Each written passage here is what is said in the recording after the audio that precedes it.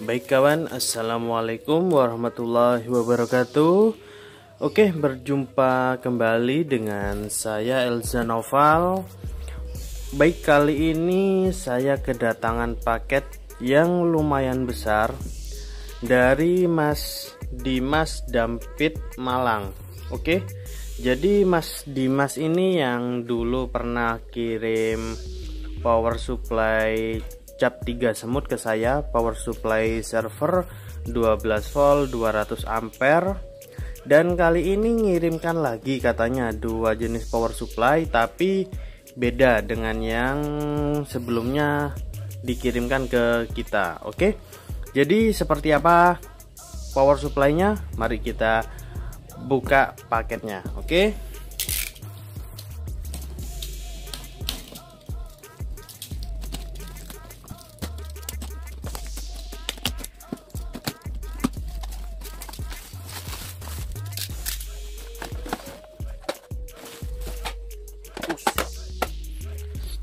Oke, jadi paketnya ada 3 buah power supply.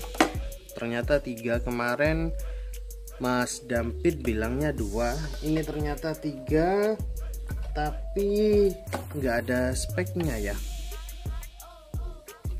Nggak ada speknya di sini. Entah ini merek apa, berapa volt, berapa ampere, itu nggak ada. Cuma yang jelas ini besar dayanya, karena ini untuk binding postnya ini lumayan gede, jadi yang jelas ampernya tuh besar ini. Oke, jadi kita coba bongkar aja. Waduh, ini penyok karena pengirimannya. Oke, ini juga penyok ini. Baik, setelah kita unboxing paketnya, karena tadi lumayan besar jadi nggak bisa kita unboxing di meja saya. Oke, selanjutnya ini kita masuk ke meja, kita proses reparasi. Oke. Nah, oke kawan, jadi kita lanjut untuk repair dari power supply yang lumayan besar ini. Oke, tapi nggak ada datanya. Ini apa ini? Baik, jadi power supply ini akan saya bongkar dulu. Kita lihat isinya, kira-kira itu seperti apa isinya di dalam. Mudah-mudahan aja partnya itu nggak sulit. Oke, jadi utamanya dalam proses servis itu adalah spare part penggantinya.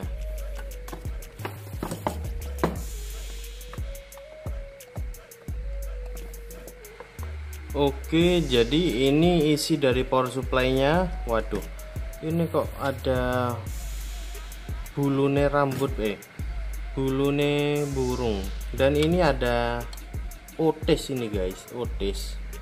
Mungkin kalian nggak ngerti otis ya. Otis itu debu kotorannya rokok. Oke, waduh, ini juga ada ular ini.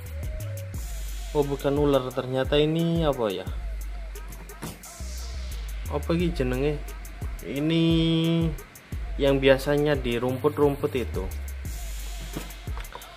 Oke, jadi power supply-nya tuh seperti ini.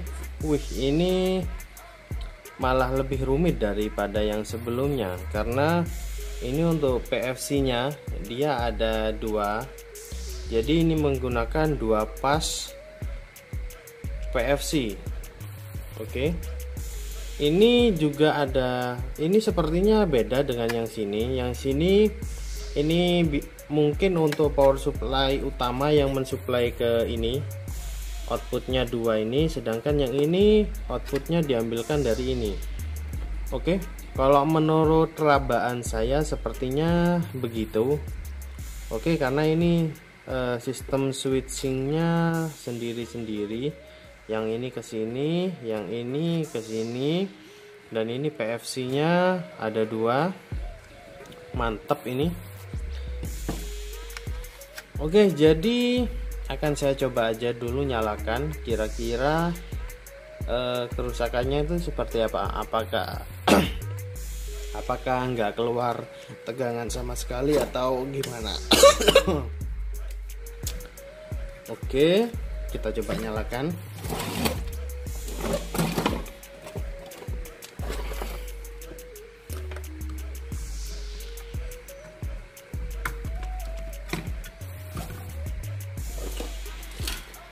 Oke, ini akan saya nyalakan. Bismillahirrahmanirrahim. Oke, MCB 2 ampere langsung trip. Oke, ini nyala.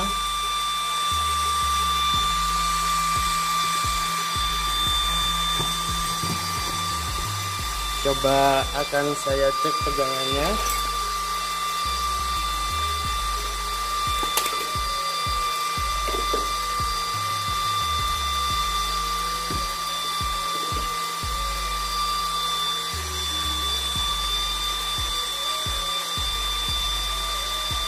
Oke, ternyata di sini tegangannya nggak keluar. Oke, di sini akan saya cek.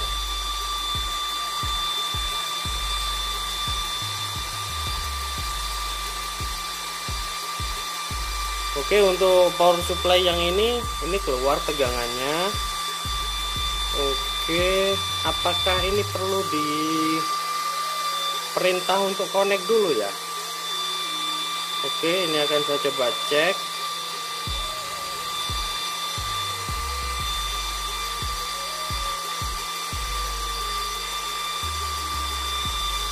Oke, ini ada tegangan 12 volt.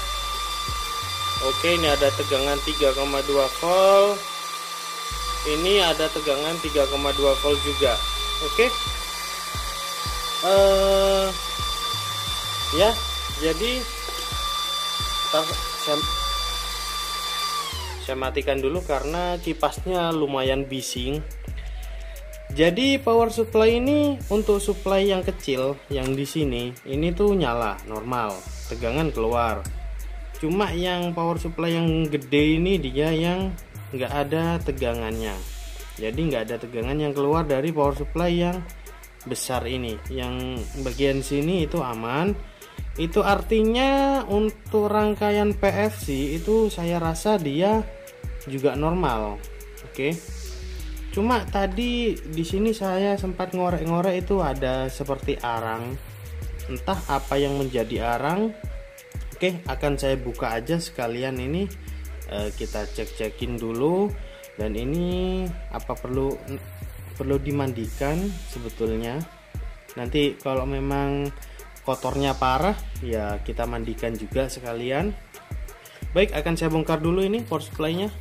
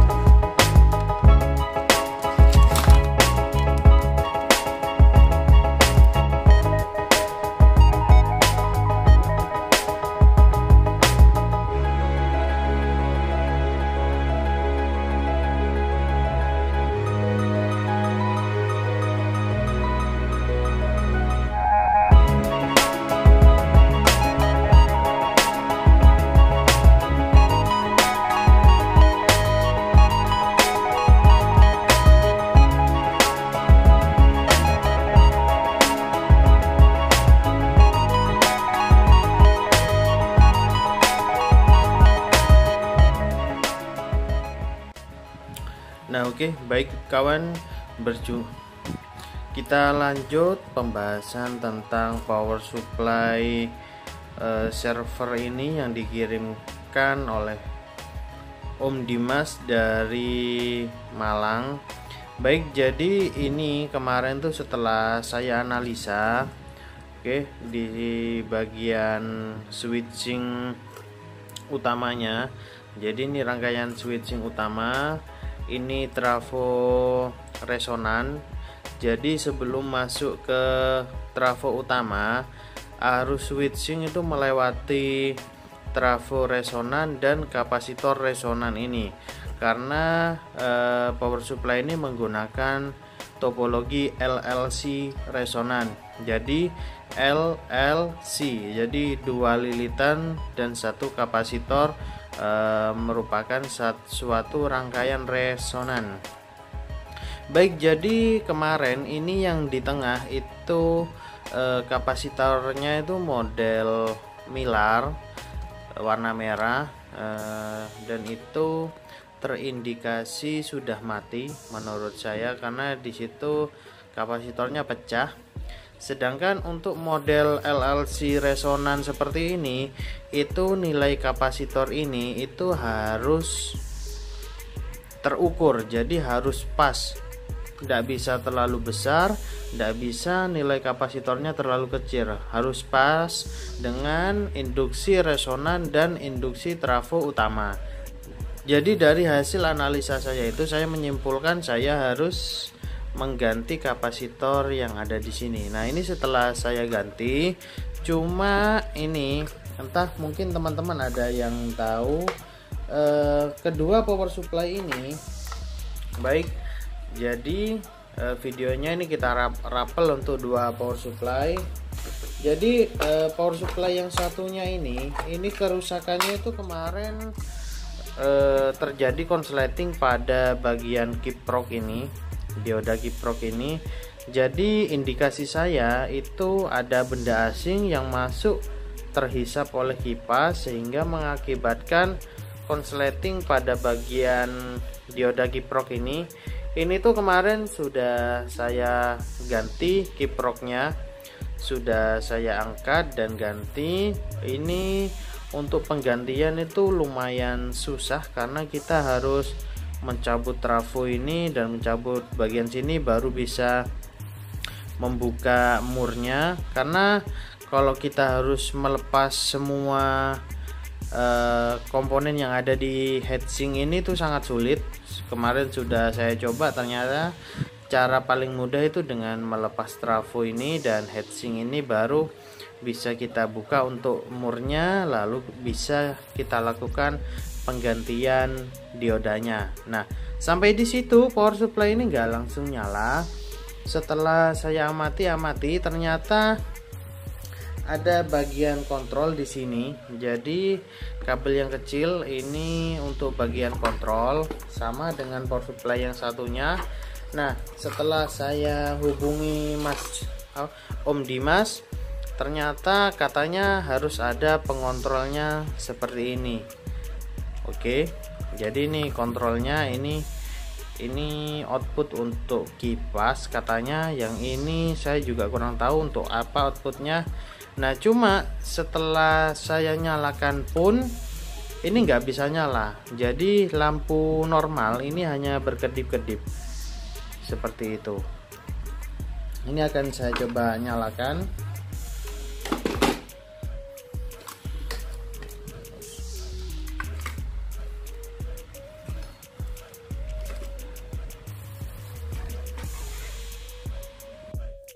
Nah, baik, jadi ini setelah saya persiapkan, ini untuk power supply-nya dan ini untuk modul kontrolnya.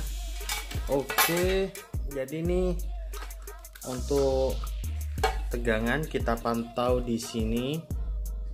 Oke, ini untuk tegangan negatif dan ini positifnya. Baik, ini akan saya nyalakan. Bismillahirrahmanirrahim. Oke, saklar kita nyalakan. Oke, ini modulnya sudah nyala, itu lampunya nyala dan lampu di dalam itu juga sudah nyala. Itu di dalam juga ada lampu. Oke, tapi untuk tegangan utama itu tidak mau keluar. Nah, saya curiga ini sepertinya power supply ini nyala dengan cara di remote menggunakan alat ini. Jadi ini harus terhubung ke jaringannya, harus terhubung ke jaringan internetnya, lalu di remote untuk switch on baru bisa nyala, mungkin seperti itu. Oke, ini lampu normal itu berkedip, tapi ya ini tetap tegangan DC outputnya nggak keluar. Ini kalau kita klik IP setnya dia nyala semua, lalu kembali seperti itu. Ini kalaupun kita coba tombol reset ini sama aja, ini hanya memulai dari awal. Oke, ini nyala semua, reset lalu akan nyala kembali, dan ini nyalanya akan tetap sama seperti tadi. Jadi lampu normal ini berkedip tapi nggak nyala. Oke, jadi demikian aja mungkin untuk service power supply kali ini. Jadi di sini saya juga bingung karena saya pun nggak punya akses untuk ke jaringan internetnya ini, dan aplikasi apa yang digunakan untuk meremote power supply ini saya juga nggak tahu. Jadi daripada nanti power supply-nya malah kenapa-kenapa, ini akan saya coba kirim dulu ke Malang. Siapa tahu setelah nanti dicoba di Malang dengan aplikasi yang seharusnya untuk power supply ini, dapat nyala dan mengeluarkan tegangan kembali. Nah, untuk power supply yang ini pun itu sama. Jadi setelah awalnya itu kan mati total, setelah saya ganti untuk kiproknya dan saya nyalakan, tetap nyalanya seperti itu. Remote ini saya pasangkan di sini, ya nyalanya di remote controlnya ini sama seperti yang ini. Jadi kemungkinan itu sudah normal, cuma karena saya aja yang nggak bisa nyalakan melalui IP-nya ini. Nah, mudah-mudahan aja nanti setelah kita kirim nyampe sana power supply ini benar-benar nyala normal kembali. Baik, jadi mungkin demikian aja video pada kesempatan kali ini. Untuk power supply yang ini itu kita nggak bahas panjang lebar karena ini kita hanya buka dioda dan bersihkan, lalu ganti dengan dioda yang baru. Intinya kita hanya mengganti komponen yang rusak. Sedangkan yang ini tuh sama. Jadi hanya kita cari komponen yang terlihat rusak dan kita kolaborasikan dengan sistem kerja power supply ini. Ternyata memang kalau kapasitor itu nggak matching dengan induktansi trafonya, maka power supply-nya pun nggak akan bekerja. Nah, setelah kapasitor kita ganti, harapan kita itu setelah induktansinya sesuai, maka power supply-nya dapat bekerja. Jadi secara teori itu power supply ini harusnya sudah bisa nyala normal. Cuma karena kita keterbatasan di remote-nya ini, jadi entah, nggak tahu, nanti mudah-mudahan aja setelah nanti nyampe Malang dicoba dan dapat nyala normal kembali.